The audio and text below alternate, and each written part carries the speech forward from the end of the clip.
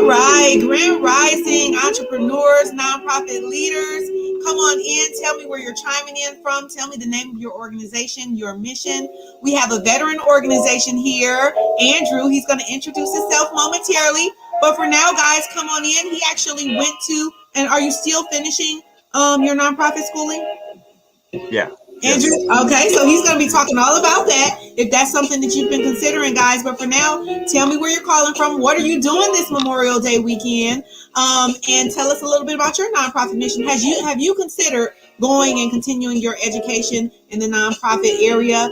Go ahead and drop your answers below, guys, and we will get started momentarily. No worries on those.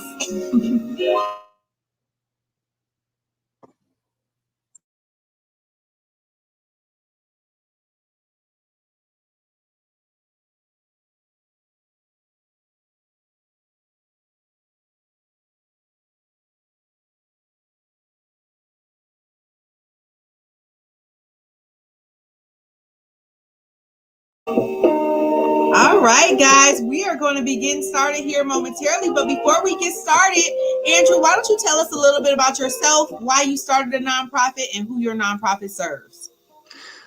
Thank you. Yeah. So I started Houses for Warriors in 2019, and it was right after I experienced going through a program at another nonprofit called Canines for Warriors in Jacksonville, Florida.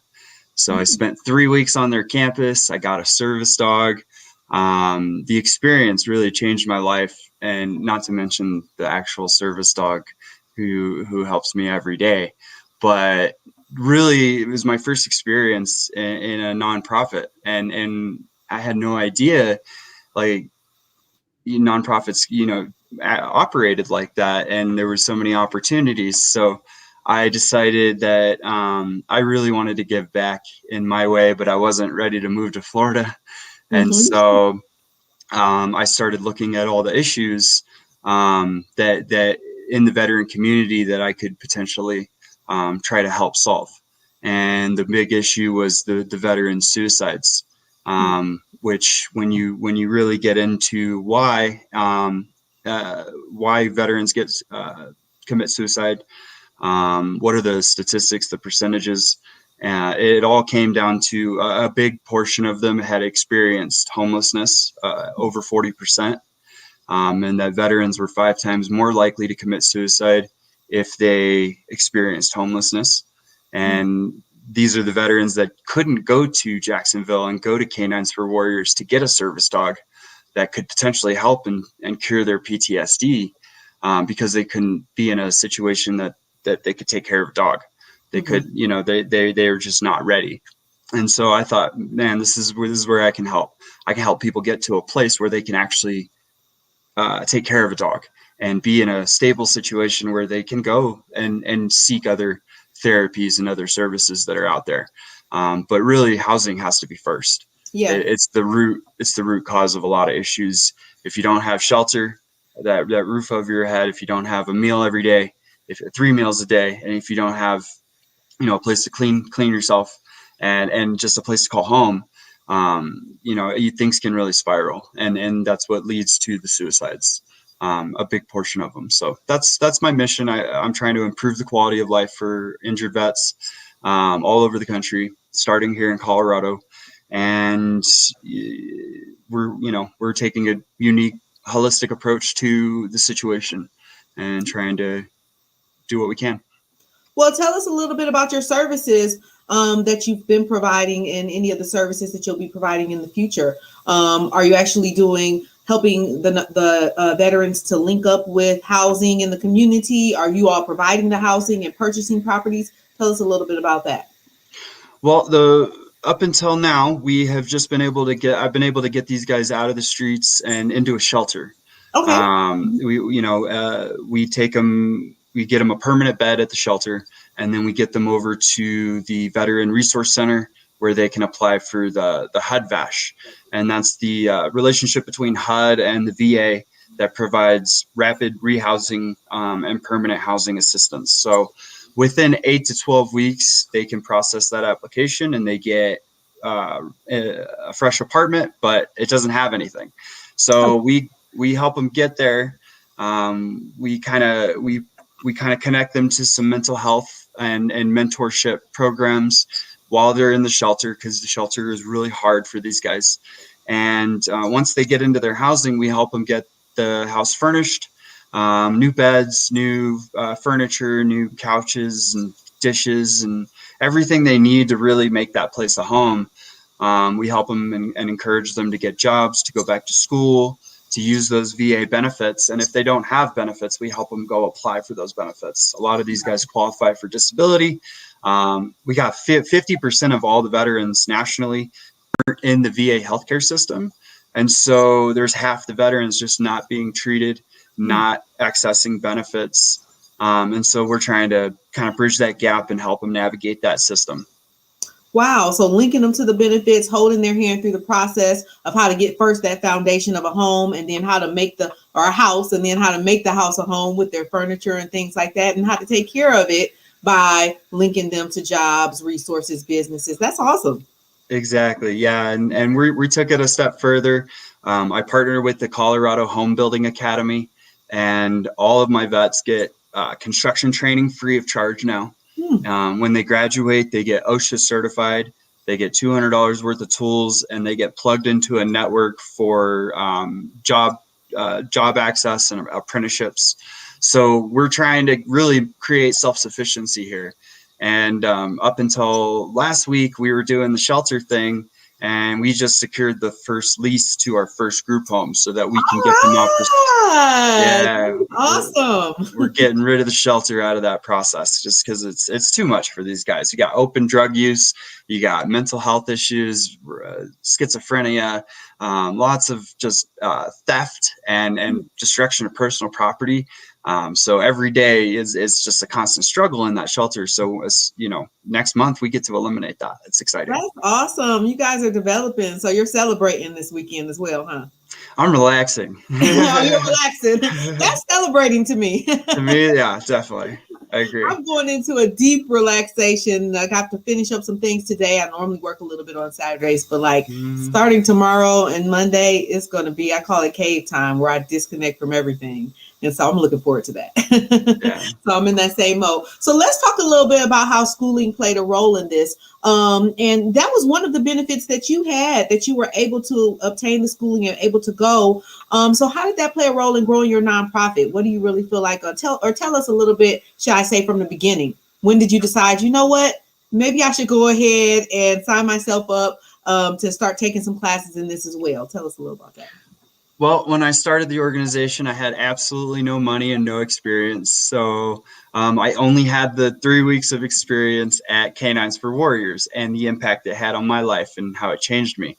I thought when we got our 501c3 status that we were just going to start rolling in with donations as soon as we told people what we were going to try to do. That wasn't the case. I spent the first year in 2019 struggling to raise money, to tell the story, to share the vision, to really hone in on the business plan. And I wasn't treating it like a business. That was the other part of this is, most successful nonprofits, they're generating revenue every month aside from donations. So I decided, I'm a vet. I'm in a unique situation to get school paid for. Between Chapter 31 benefits and the GI Bill, school is 100% free, and I get paid to go. Wow. So, and I still have access to my FAFSA loans because of my personal financial situation. So I used the opportunity like probably no one else would. I went to school for exactly what I'm doing in my career. I went to school to learn exactly what I need to start my business, to start my nonprofit. And then I use those benefits. I use my FAFSA loans, and I put the money right into the nonprofit. I'm very fortunate and I guess unfortunate at the same time to be on disability from the military. So I receive 100%, a check every month. And after my bills are paid, everything just went to the nonprofit. All my student loans, and really just built the website up, built the reputation. And, I've been trying to raise the money to buy a home for a long time. it wasn't until recently I discovered I could rent a home and find a landlord who was willing to work with me and help me use the home to do a group home. So I've been doing this all wrong for, even while in school, I've been going about this the wrong way. But for that first year, I took fundraising classes. I took nonprofit financial management for nonprofits.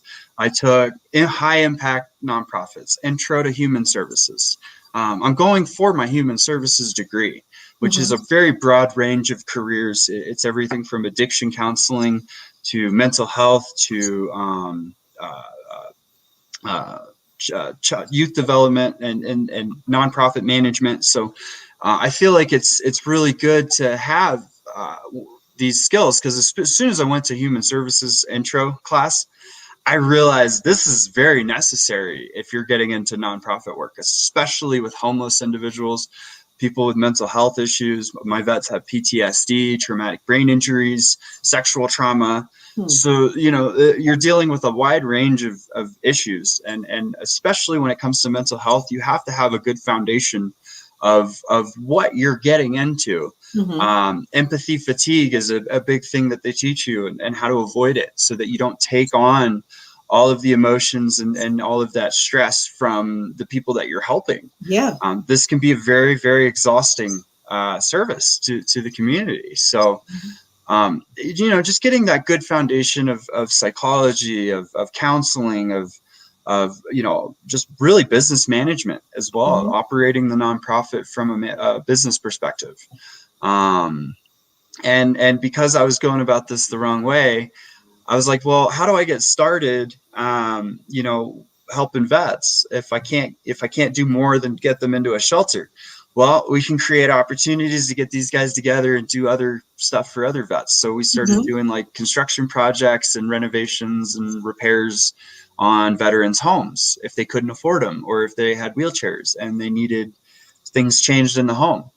And so that's, bringing people together, using what I'm learning in school to apply, and being able to raise money, do business, write the business plan, do a pitch, manage the finances, the accounting, learn about QuickBooks. It's been a lot. And there's a lot of classes I take outside of college too, like software development classes, learning how to use, CRM management tools. And I spent a whole semester just learning how to use my CRM. That was a class on its own. So I know that. I didn't even get a CRM until about 5 years into business. So that's what it is sometimes when you're, when you're going in and you don't have those hard skills, sometimes you don't realize that you should be. And so all of those, so my numbers didn't even start counting until, not they didn't start counting, but I didn't have a way where I can continue those relationships until 5 years after my business started. And that's huge. There's a lot of relationships and money that you can miss if you don't know the basics. One of the things I don't want us to skimp over is, number one, that you believe investing in yourself and obtaining the education, investing your time into the areas that you want to serve in. And that's so important. Sometimes we want to do a lot of things, but we don't have a lot of information on them. And that's okay, because the information is out here. You can sign up for courses and classes, or even just do some YouTube course videos or something. Wherever you are, work with where you are. That's the number one thing I heard you say. Then number two, it looks like you are really maximizing your opportunities. So every opportunity, and that's huge, because sometimes we look so much at what we don't have. Well, I don't have a lot to get started, or I don't have, access to this, or I don't have these connections or those connections. But it sounds like you really focus on the opportunities you do have and making sure you're taking advantage of those, which I think is great. Absolutely. I think they go hand in hand. Investing in yourself is the biggest opportunity that you can take advantage of.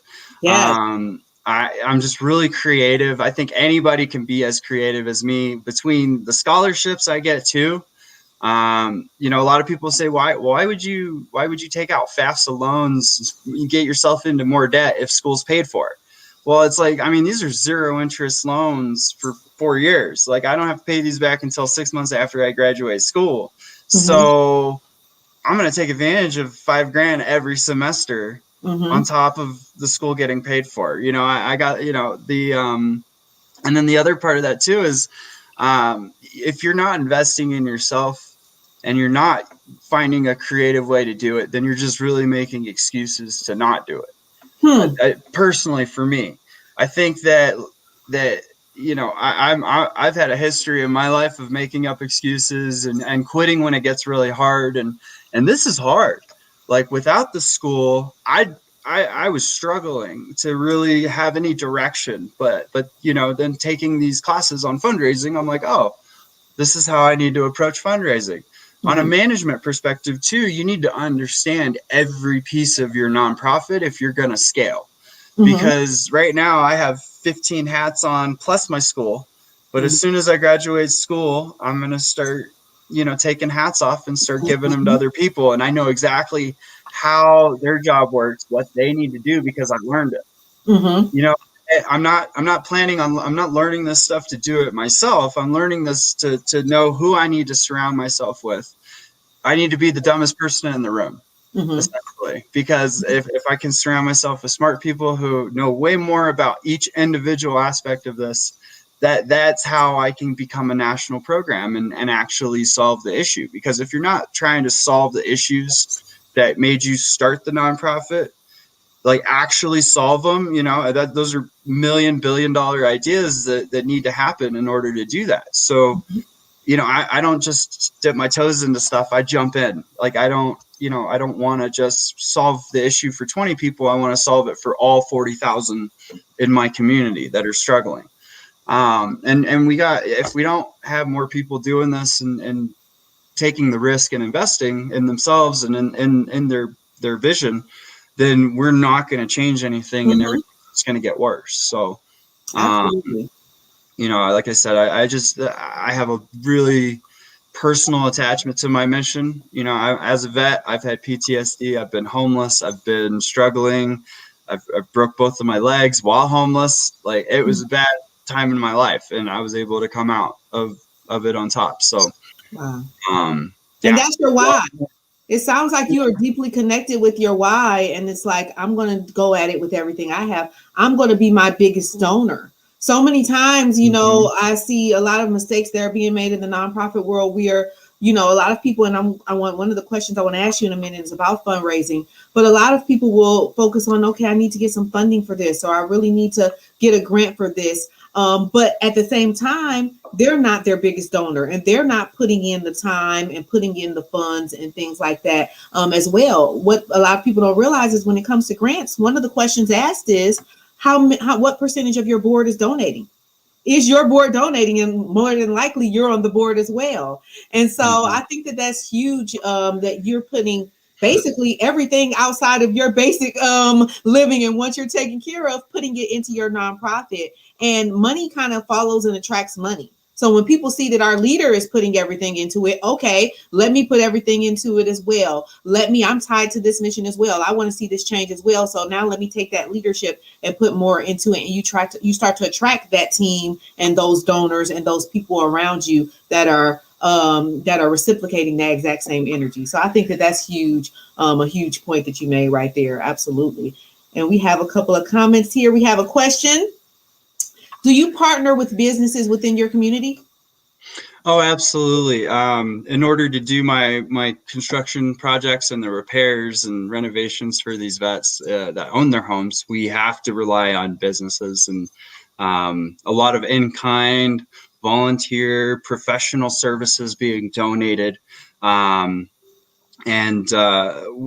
Every day I'm calling at least 3 businesses a day, trying to establish relationships, trying to either I'll plug them into the workflow on the CRM and get them into automated emails, or I'll make a call and ask them if I can send them an email.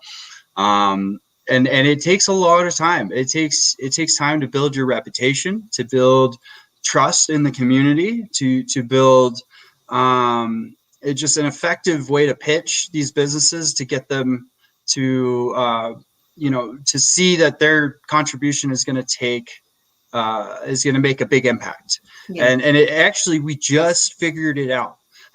because I'm a big guy. I'm a big dreamer. So we've been asking for big money from a lot of big companies that they're like, who are you guys? We don't know you. We've never heard of you.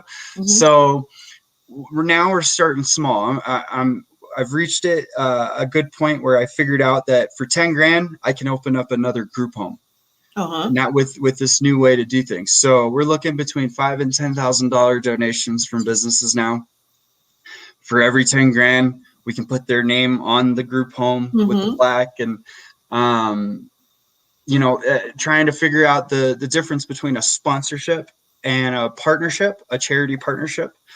Sponsors get something for their money. There's a difference between what can be if they're getting something of value for their money, or for an event, an actual signage. It gets tricky with what they're able to deduct on their taxes, especially if you're giving them merchandise and tickets and things of value, and trying to create more of like a partnership where they're actively involved in what we're doing. It's hard, and especially with, you mentioned grants. I've gotten denied for 18 grants in 2 years. Oh my gosh! It's mostly because of like history and lack of experience.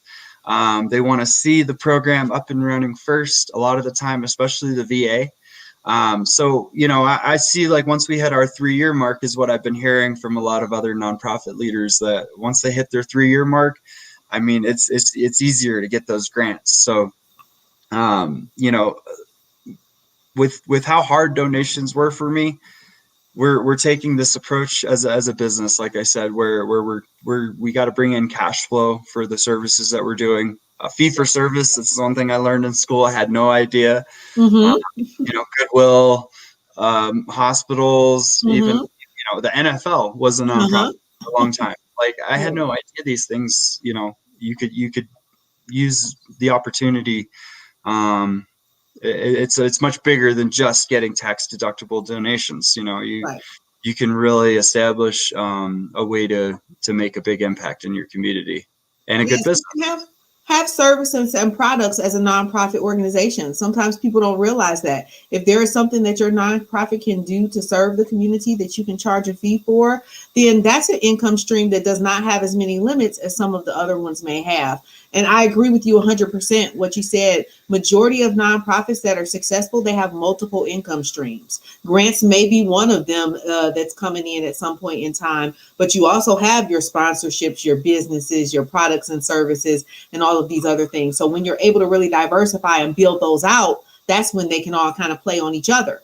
Because again, money attracts money. So one of the questions a lot of grants ask is, are you sustainable? Are your board members donating? Do you have any products and services or other income streams? And when they see these things and when they see the communities that you're building, that makes them more apt to actually support the organization as well. I like to say the easiest way for you to think about grants is, imagine if you did have some funding that you specifically wanted to go to an area of the community. I specifically want this to go to homeless vets. I don't want to create the programs, but this is the area of the community I wanted to serve. Well, more than likely, everyone who has those funds would want to make sure it's going to a program that's going to create impact. Yeah. And so you're going to wonder, okay, well, tell me about your plan, or tell me about the impact you're already creating. Do you already have a community? Do you already have, that's where all those questions come from. And it's really the heart of anyone who would want to impact the area of the community. They're just doing their due diligence. So. Absolutely. And in a 10 billion, nonprofit space is over a $10 billion industry. Just in the veteran nonprofit space, I think there's over 40,000 nonprofits established. There's one nonprofit for every homeless veteran in the veteran space. Oh, wow. That's how difficult it is to actually get these off the ground. That's how competitive they are. I think everybody, I don't know if the problem is everybody wants to be a leader and everybody wants to use their idea, and everybody thinks they have the better idea. There's not enough collaboration.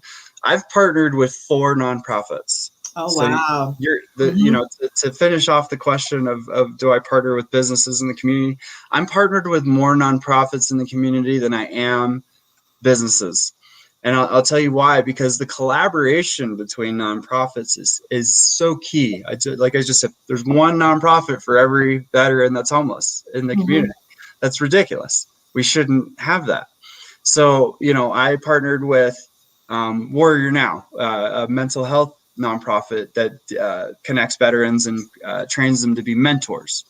And then we partner with the Colorado Home Building Academy, who is, helping us out with the veteran training. And we're also partnering with the Volunteers of America to get veterans from their rapid rehousing program.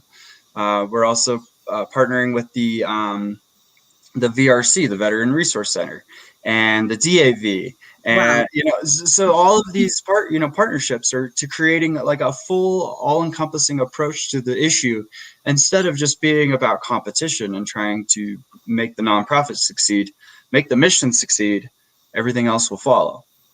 Yes, I was reading this book. I do a lot of Audible books.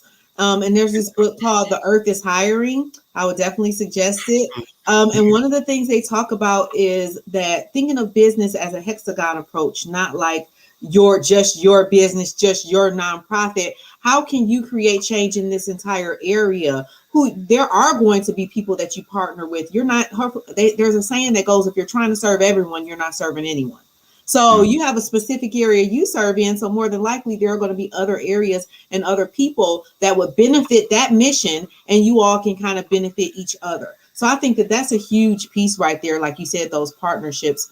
What would you say that you learned the most, since you've had such a rocky, I didn't even know it was been 18 grants, but such a rocky foundation as far as the funding is concerned, and then going to school for the fundraising, and in that particular component, which is a hard area for people. What would you say the biggest tip for new nonprofits who are coming in and who are focused on the funding? What would you give to them, or what would you tell yourself, I would say, when you first started? Focus on a company or on a way that will generate money. Okay, so here's what I mean. So I finally got smart. I feel like I finally got smart, and I was like, man, we have to make money. We can't rely on the donations and the grants, especially last year with the pandemic. We were relying on a lot of in-kind donations that just didn't come. Kitchen cabinets that never came, flooring that never came, people that canceled donations. And these were just in-kind donations. I haven't even hit financial donations yet, funding. So I started hitting up. I figured out my way to make money. I was like, man, if I could get a machine that can help us make products, help make cabinetry and wood products and the wood flag you see behind me. Okay. Like, how do I get that? So I started looking at like CNC machines, computer numeric control routing systems. So it's like these big computer machine cutters that it's all computerized and automatically cuts cabinets and wood parts and anything that you want to build. And I was able to get an $80,000 machine donated. Wow. A few weeks ago. Wow. Congratulations. Thank you. It's like the first big partnership. And so with that, we can actually start making, we'll start making flags, and we'll start selling products, and we'll start selling things that can generate money, that can sustain us, and eventually, grow a business out of it. I'd say if you can find a way to partner with a company that can help you generate revenue for what you're trying to do. Because our mission is, like I said, to get them off the streets, give them training, and then help them get them jobs. Hopefully create business owners, create subcontractors, 1099 employees that can run their own, show. That's my dream. So with this, we're able to start actually generating money soon. That's awesome. And we have an asset. We have collateral for a business loan now. We have an $80,000 piece of collateral now. That's huge. Getting vehicles donated is another one. If you're getting free and clear titles on vehicles, that's all collateral for a business loan. You can use all of those assets. Those become assets.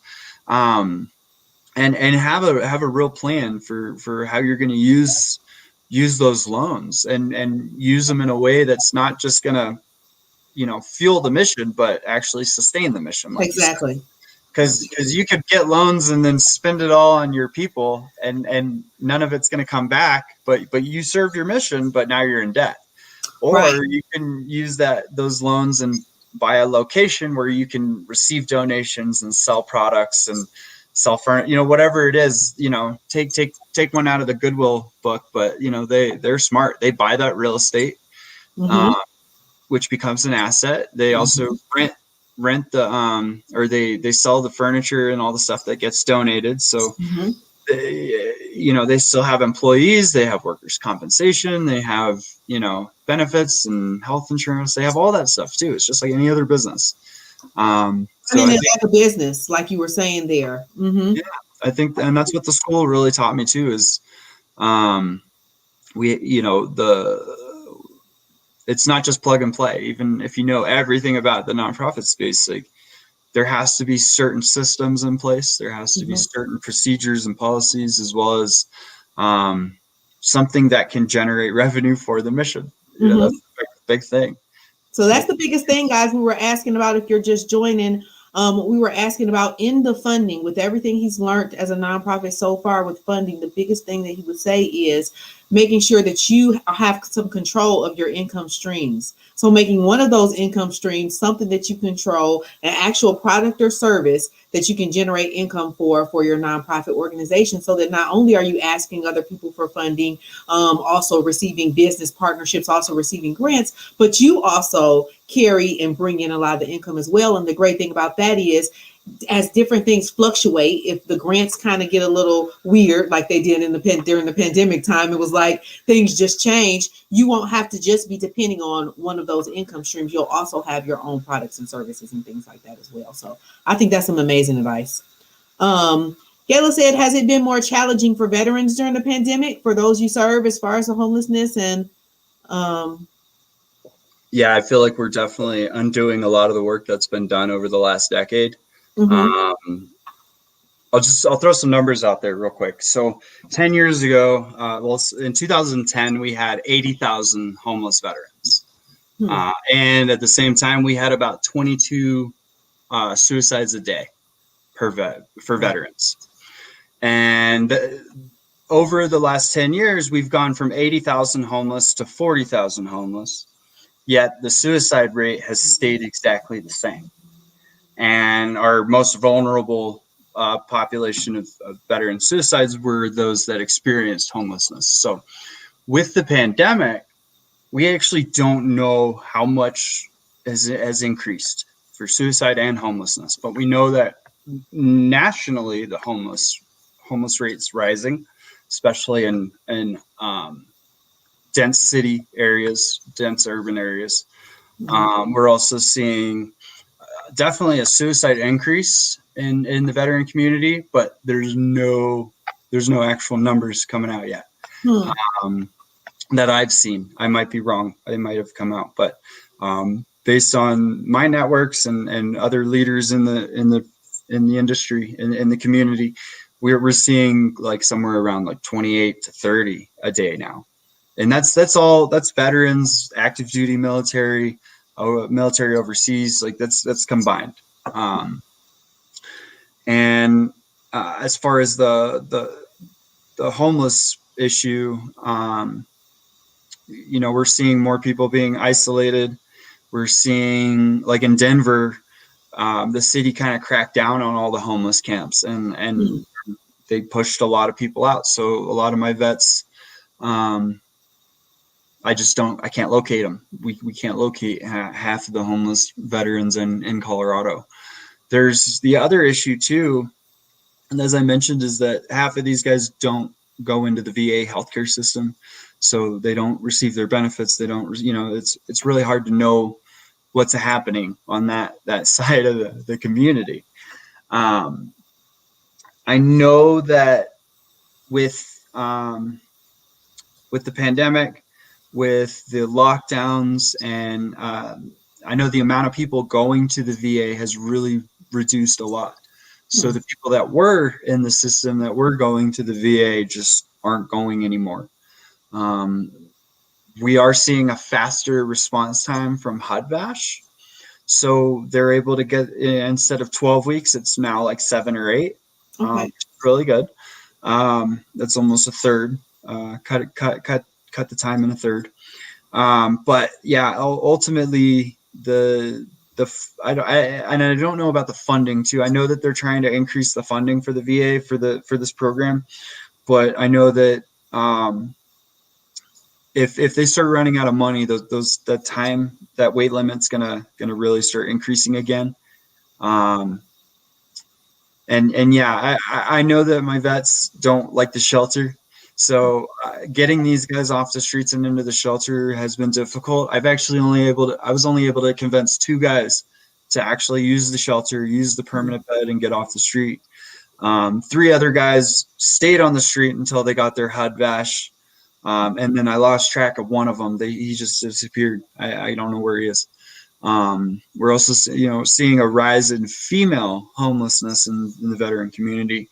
I'm getting more calls from women who are struggling or facing homelessness or have just become homeless. And this is the first time I've ever gotten calls from women who needed help since I started.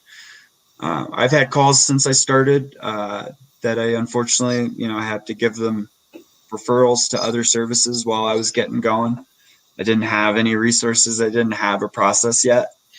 And now, I'm like I said, I'm getting more and more calls from females, and that sucks because some of them are single moms, some of them are they have multiple children, a lot of sexual trauma. And military sexual trauma is what they're going through. So it sucks, man. It's terrible. Luckily, with this new system that we're moving forward with, we're able to rent the homes from the landlords. We find landlord partners, people who own property they're 5-6 bedroom homes that will rent to us, knowing that we'll be operating a transitional home out of it. We get the HUD-VASH and the VA and Social Security third-party payments to pay the bed rent for the month, and that's how we're able to sustain. And with every property, we should cash flow enough to get another property and another property and another property. And so I'm hoping, the goal is 5 years to have 1,500 properties that we can house. 150 properties that we can house 1,500 vets. Wow. That's the goal, 5 years. That is awesome. And I love how you switch your system. Sometimes it's important to take a step back and say, okay, wait a minute.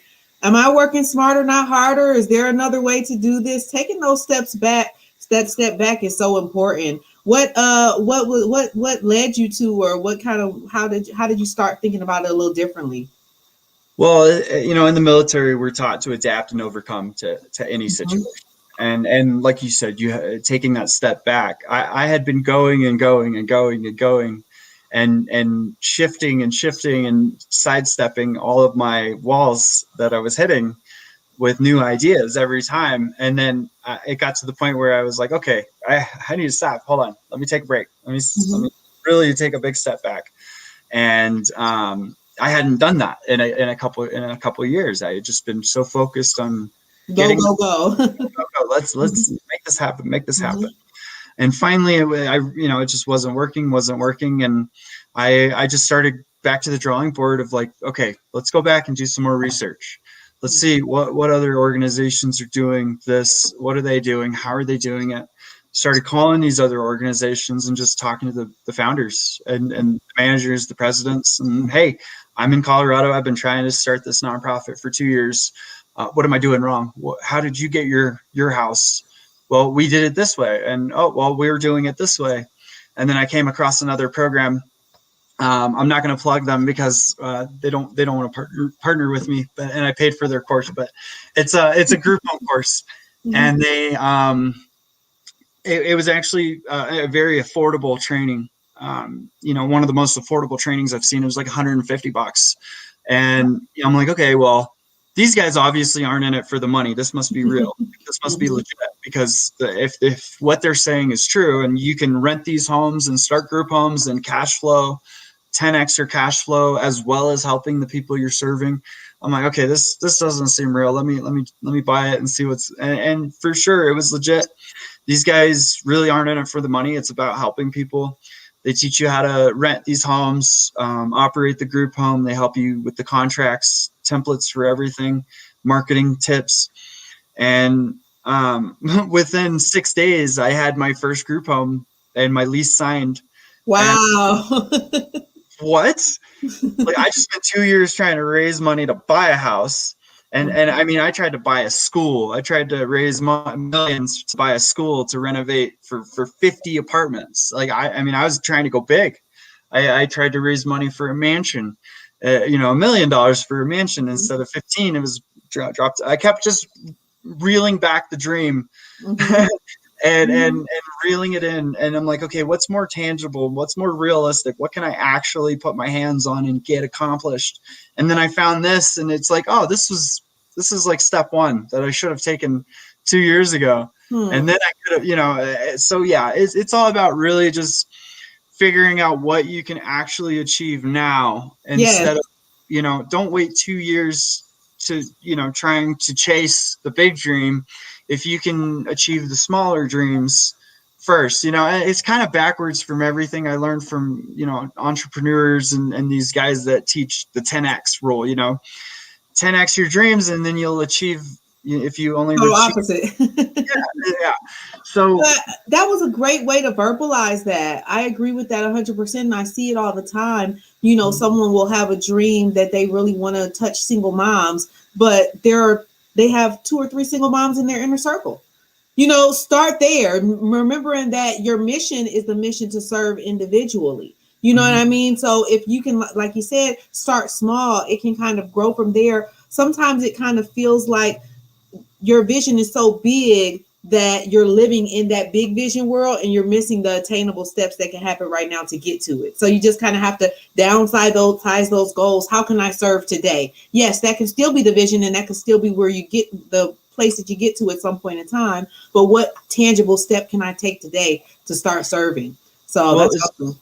Just like a combat mission, I'll go. I'm going to go there real quick because that's what I know as a vet. But just like a combat mission, you have your main objective, but then you have a lot of smaller objectives that you have to reach before you get to that main mission, and before you accomplish that mission. And I had just kind of lost sight of it because I know it'll work. I know it's a good idea, and I was just really gung-ho on it. I never stopped serving the individuals, though. I want to say that. Yeah. Even though I was trying to buy a big school, and I'm spending money on a 3D animation to show the vision and tell the story. Like, I was still helping my vets every day. I was still answering calls, doing consultations, giving advice, helping them, connect them to resources that are already existing. Referring them to all the many thousands I already mentioned. There's 40,000 organizations that help veterans in some way, and then getting these guys into the shelter and doing the volunteer projects. So I never lost sight of the individuals and the people I was serving. I always, but it definitely could have gone a lot better and faster if I started smaller. So I'd say that'd be the best advice to anybody, is start small, serve the few in your group, right? Get attached to as many other nonprofits as you can.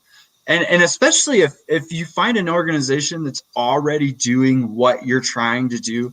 See, I was always trying to fill gaps that in the services that aren't being, filled.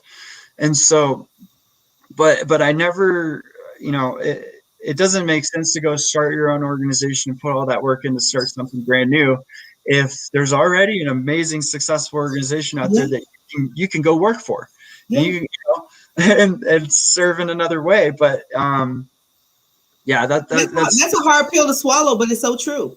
It's very true. Yeah, because there's everybody. I think the social entrepreneur is the new is like the new, NBA basketball player, or it's like Mhm. there's this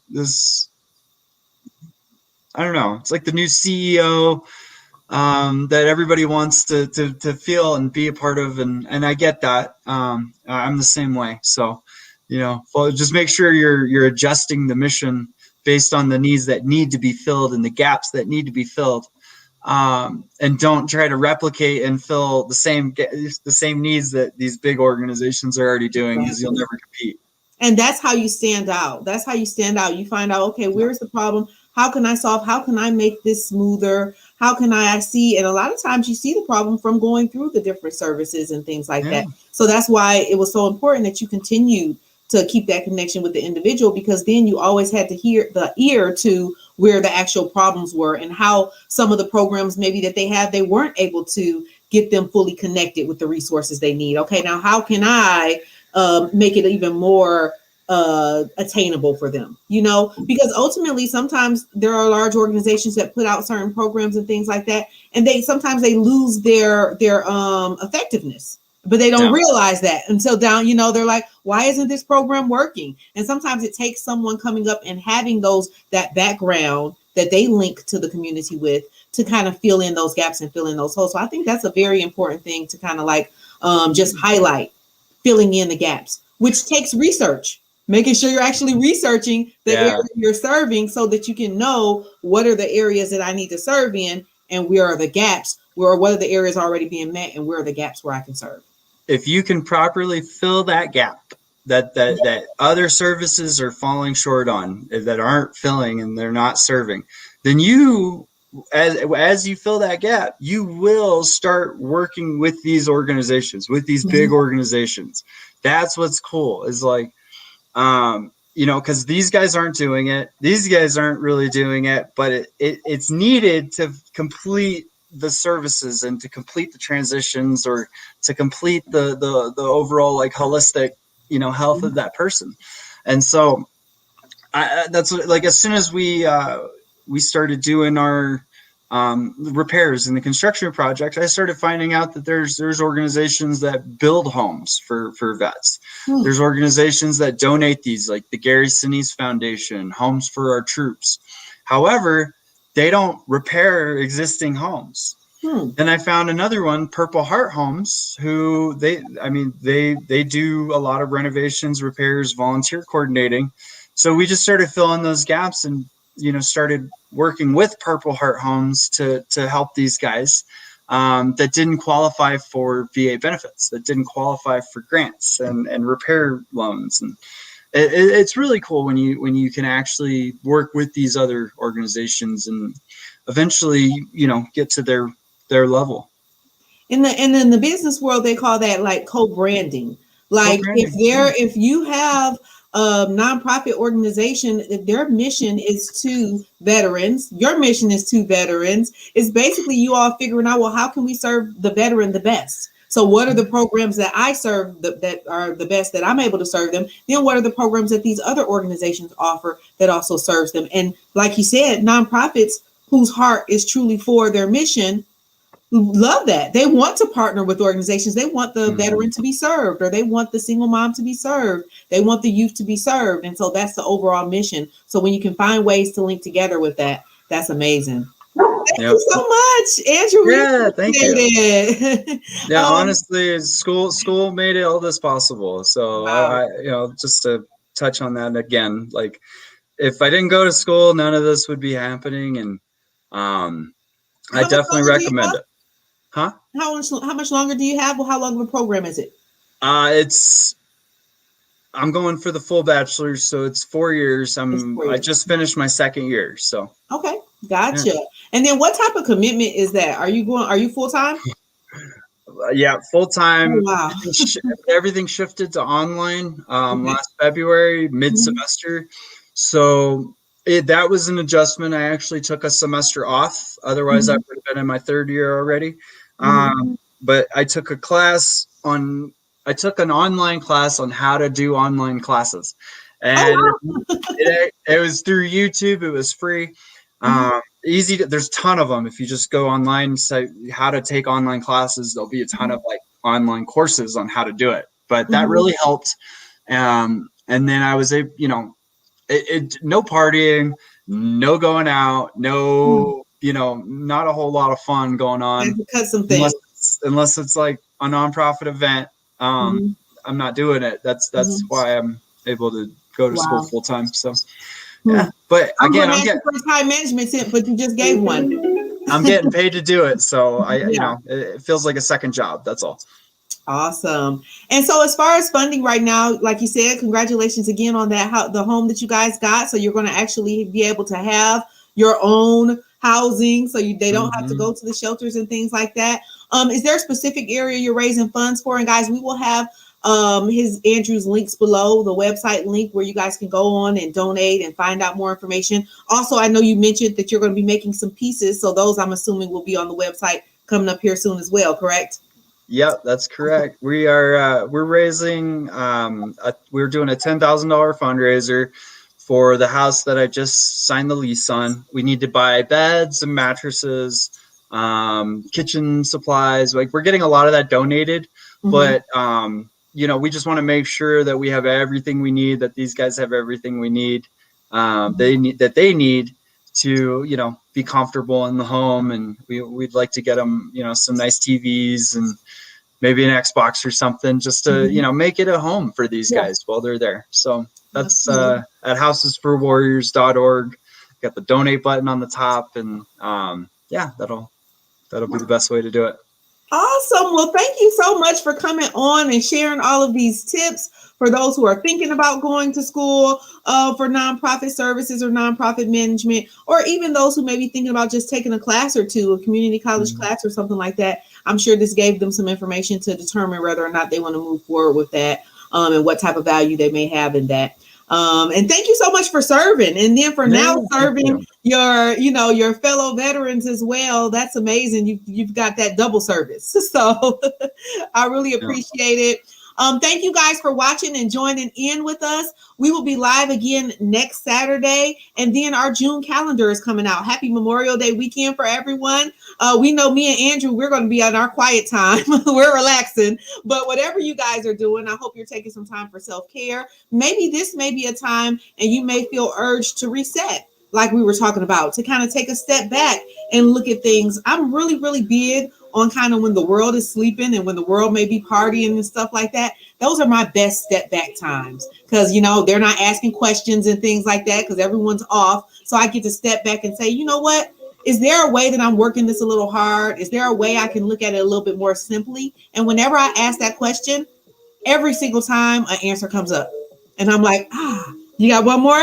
I got one more comment. Because it's Memorial Day weekend, I just want to share that, just as a reminder, this is a weekend to appreciate our freedom here in America. This is to appreciate the sacrifice that all of our fallen soldiers and military servicemen and women that died for our freedom, our liberty, they made that ultimate sacrifice. Memorial Day weekend it's fun to celebrate. It's fun to appreciate their lives, but really just take that moment to be grateful for their sacrifice, because without the people who gave their lives for this country, we wouldn't be able to do these. No, we wouldn't be able to run a nonprofit and throw events and go celebrate and have fun and go to the lake, and none of that stuff would be allowed. Like, we wouldn't have a country. So absolutely. Thank you for that, and thank you for serving. Absolutely, and that's absolutely true. Sometimes we get into these seasons and get into the holidays and we forget what it's about. So thank you for that reminder. We really appreciate it. And Houses for Warriors is a veteran organization. So one of the ways that you can serve is always to look at what are the areas where maybe some veterans have fallen, like the ones that you all serve, and they served you at one point. Is there a way, or is there a program, if it's Houses for Warriors or if it's another veteran program in your area, is there a way that you can either serve with your time or serve with your funds or serve in some type of way? Because again, that's reciprocity right there, because no matter what, a veteran has served you. So I appreciate that. I appreciate you for coming on this weekend, and I will see you all in the next live.